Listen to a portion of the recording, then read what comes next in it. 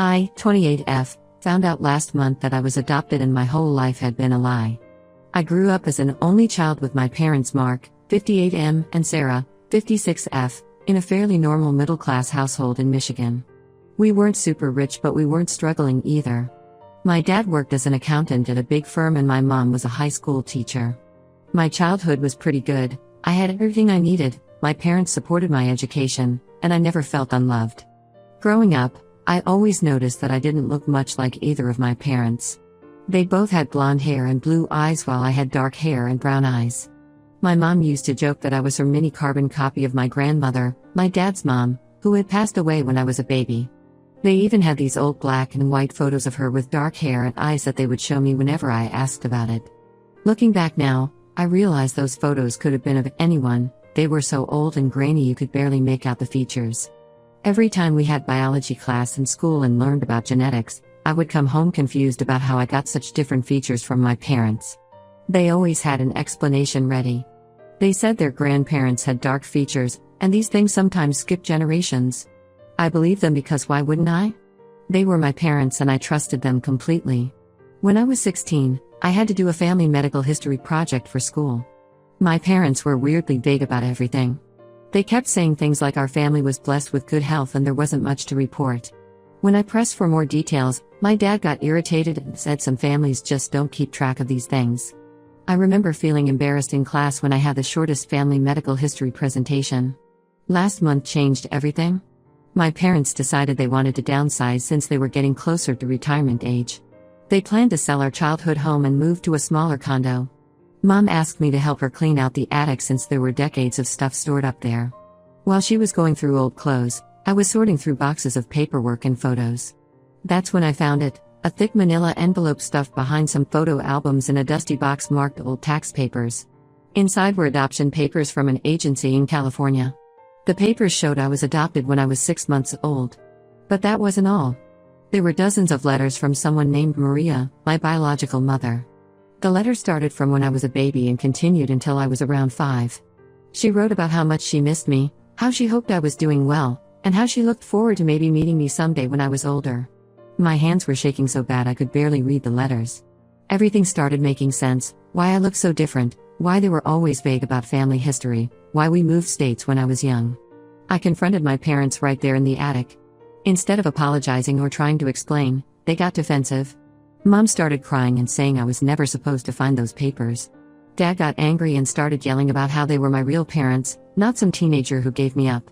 When I asked why they never told me, they said they had planned to tell me when I turned 18 but were afraid I would reject them and try to find my biological parents.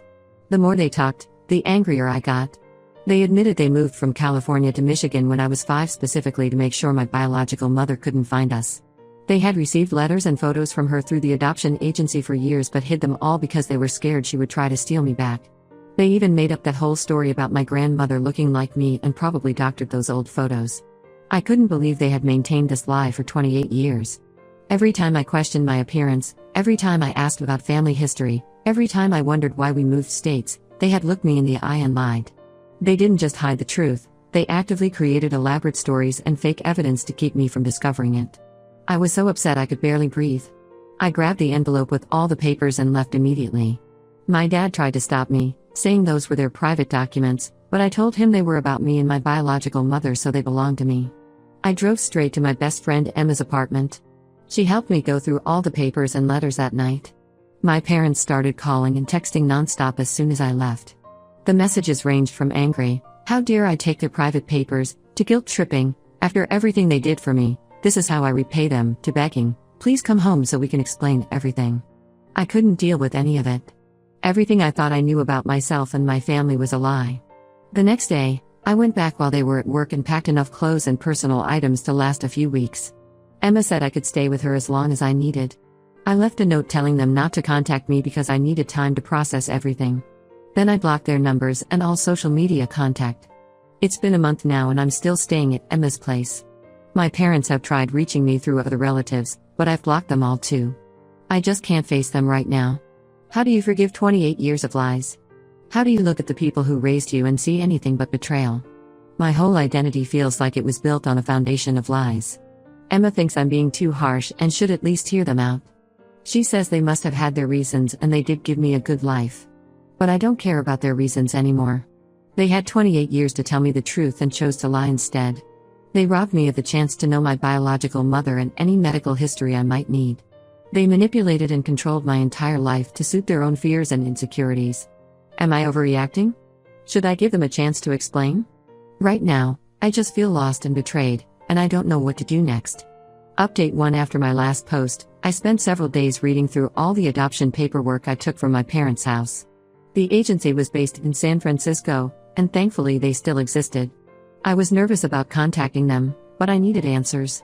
I called them last Monday and explained my situation. The agency staff were incredibly helpful once I provided all the documentation and proof of my identity. They confirmed that everything in the papers was legitimate and told me something that made my heart stop. My biological mother Maria had registered with their reunion registry over 20 years ago, hoping I would look for her someday. They said she had updated her contact information every year without fail. It took 3 days of paperwork and verification, but the agency finally arranged a meeting between us. Maria agreed to meet immediately when they contacted her. She even offered to fly to Michigan, but I insisted on going to California instead. I needed to get away from my adoptive parents' constant attempts to contact me, and something about returning to where I was born felt right. Emma came with me for support. We flew to San Francisco last week, and the agency arranged for us to meet Maria at their office. Walking into that meeting room was the most surreal moment of my life. Maria stood up when I entered, and it was like looking in a mirror. We had the same dark hair, same brown eyes, same nose, even the same way of tucking hair behind our ears. She was crying before either of us said a word.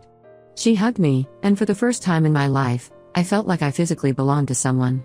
Growing up, people always commented on how I looked nothing like my parents. Now I knew why. Maria told me her story over lunch. She was 16 when she got pregnant with me. Her parents were strict Catholics and refused to let her keep me. They sent her to live with an aunt during the pregnancy to avoid scandal. She wanted to keep me but was essentially forced into giving me up. She chose my adoptive parents because they seemed kind and promised to maintain contact through the agency. For the first 5 years, she sent letters and photos every month. The adoption agency confirmed this. She never missed a birthday or Christmas. Then suddenly, all her letters started coming back. The agency couldn't reach my adoptive parents. They had moved without leaving a forwarding address. Maria tried everything she could to maintain contact within the legal boundaries of the closed adoption, but my adoptive parents had effectively disappeared with me. The biggest shock came when she told me about my siblings.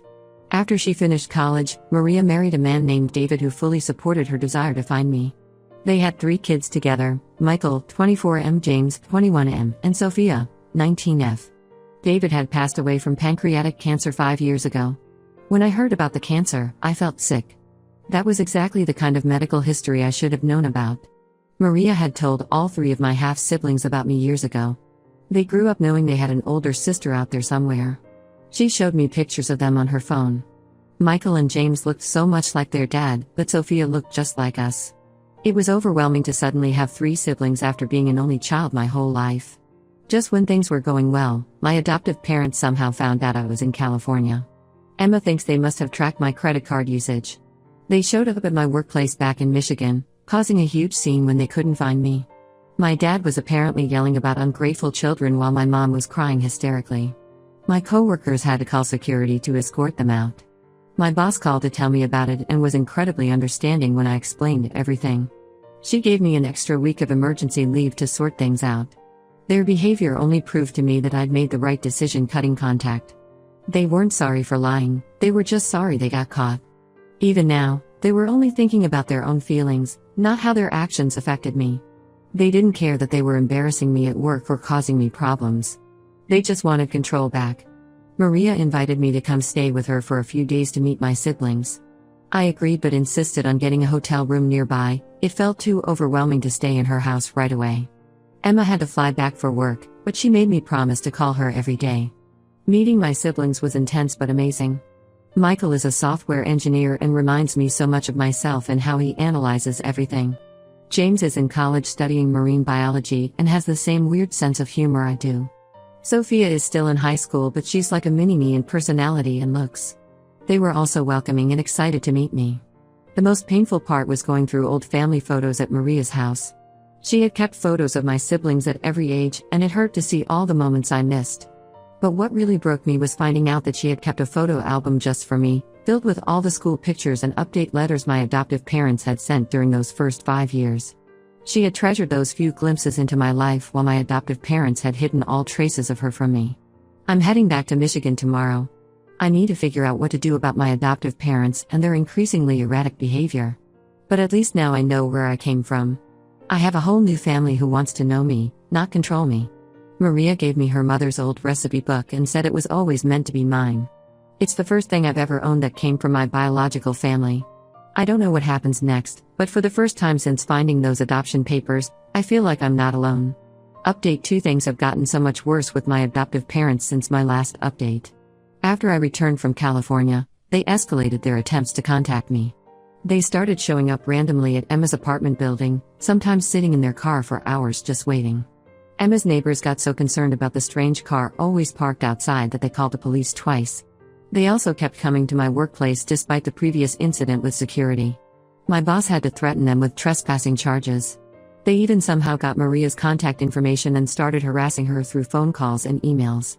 The adoption agency reported them for harassment after they called the office over 30 times in 1 week demanding information about my meeting with Maria. Last week, I finally had to get a restraining order against them. The judge granted it immediately after seeing evidence of their harassment, hundreds of calls, emails from different accounts after I blocked them, messages through distant relatives, showing up at my workplace and Emma's home. The hearing was awful. My mom cried through the whole thing while my dad tried to tell the judge I was being manipulated by my biological mother. Thankfully, the judge saw through their behavior. But the worst revelation came 3 days ago. My adoptive parents' house finally sold, and they were doing final cleaning before the new owners moved in. My dad's sister Linda called me. She's the only relative I still talk to occasionally because she's been respectful of my boundaries. She helped them pack up the basement and found something disturbing. Hidden behind some old storage boxes was a large plastic tub filled with letters, cards, and photographs. They were all from Maria, sent consistently every year on my birthday and major holidays. The letters dated all the way up to my high school graduation. She had never stopped writing to me like I thought. My adoptive parents had just hidden everything. Linda sent me photos of some of the contents. There were school photos of my half-siblings with notes about how they were excited to meet their big sister someday. There were letters about family medical history, including warnings about the cancer risk from my biological father's side. Maria had even sent handmade birthday cards every year, each one saved with a little note about hoping I'd get to read them someday. My adoptive parents had stolen so much more than I realized. They didn't just hide my adoption, they actively worked to erase any trace of my biological family. All those years Maria tried to maintain a connection, tried to share important information about my siblings and medical history, and they just shoved everything in a box in the basement. I called Maria and told her about the letters. She broke down crying. She had worried for years that something had happened to me because the letters stopped being acknowledged. The adoption agency told her I was alive and well, but she couldn't understand why I never responded to any of her attempts to stay connected as I got older. Now we know, I never even knew those attempts existed. My adoptive parents tried to say they kept everything just in case I ever wanted to know about my biological family. But if that were true, why hide it all in the basement? Why not tell me about it when I found the original adoption papers? Why make up lies about Maria abandoning contact when they had a box full of proof that she never did? I've been spending more time with Maria and my half-siblings. They've been amazing through all of this. Michael even offered to help me set up security cameras at my apartment in case my adoptive parents violate the restraining order. Sophia sends me funny texts every day to cheer me up. It's strange how natural it feels with them, even though we've only known each other for a few months. Linda told me my adoptive parents are moving to Florida next month. Apparently, they finally realized I'm serious about cutting contact. Part of me feels guilty, they did raise me and give me a good life. But every time that guilt creeps in, I remember that box in the basement. I remember all the lies, the fake photos, the made-up stories. I remember them trying to make me feel crazy every time I questioned why I looked so different from them. They had nearly 3 decades to tell me the truth. Instead, they chose to lie and manipulate and control every aspect of my identity. Even now, they're not sorry for what they did, they're just sorry they got caught. If I hadn't found those adoption papers by accident, I might have gone my whole life never knowing the truth about who I am. I have an appointment with a therapist next week. Emma thinks it will help me process everything. I'm still trying to figure out who I am without the lies I was raised on. At least now I have my real family history, even if it came 28 years late. Update 3: It's been half a year since I discovered the truth about my adoption, and life has changed completely. My adoptive parents finally stopped trying to contact me after the restraining order. They sold their house and moved to Florida last month to live near my dad's sister Linda. She told me they bought a condo in a retirement community and are trying to start fresh. Part of me is relieved they're so far away now. The relationship with my biological family has grown stronger than I ever imagined possible. Maria and I talk almost every day, and my half-siblings have become a huge part of my life. Michael helped me find a better job in my field that pays more and even has an office in San Francisco, so I can transfer there if I want to be closer to them. James sends me weird marine biology facts every morning. Apparently it's a tradition he has with all his siblings. Sophia and I have weekly video chat sessions where we just talk about life, and it's amazing how similar we are despite growing up apart. I got married last month to my long-term boyfriend Tom. We had been planning a big wedding for next year, but after everything that happened, we decided to have a smaller celebration sooner. Maria walked me down the aisle, which felt absolutely right. My half-siblings were all part of the wedding party. Sophia was my maid of honor, and watching her give her speech about finally having her big sister in her life made everyone cry. The hardest part was not having my adoptive parents there. Despite everything, they raised me for 28 years. But I couldn't have them there, not after everything they did. Linda came to represent their side of the family, and she understood why her brother and sister-in-law weren't invited. She brought me my grandmother's old pearl necklace as a wedding gift, saying regardless of biology, I was still her niece. Maria gave me a gift that broke me down completely. She had made a photo album of my life from all those letters and photos she'd sent over the years, the ones my adoptive parents had hidden in their basement. She had kept copies of everything. Seeing those photos side by side with photos of my siblings at the same ages was surreal. There was no denying we were family. Some days I still feel sad about losing my relationship with my adoptive parents. They weren't awful people, they gave me a good life and I know they loved me in their own way. But their love was possessive and controlling. They let their own insecurities and fears destroy our relationship. Instead of trusting that I could love both them and my biological family, they chose to build a wall of lies that eventually came crashing down. I've stopped going to therapy because I feel like I've processed most of my anger now. I'm not angry anymore, just disappointed. They had so many chances to tell me the truth, but they chose lies every single time. Even when confronted with evidence, they tried to justify their actions instead of apologizing. Tom and I are talking about starting our own family soon. Maria has been amazing, sharing all our family's medical history and helping me understand where I came from. It's a relief to finally know about the cancer risk from my biological father's side, information my adoptive parents kept from me out of selfishness. I don't regret cutting contact with my adoptive parents.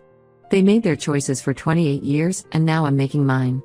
I have a wonderful new family who loves me unconditionally and accepts me for who I am. I have a husband who supported me through all of this chaos. I finally know who I really am and where I came from. Sometimes the truth hurts, but living a lie hurts more. This will be my last update. It's time to close this chapter and focus on building my new life, one based on truth and real love, not lies and control.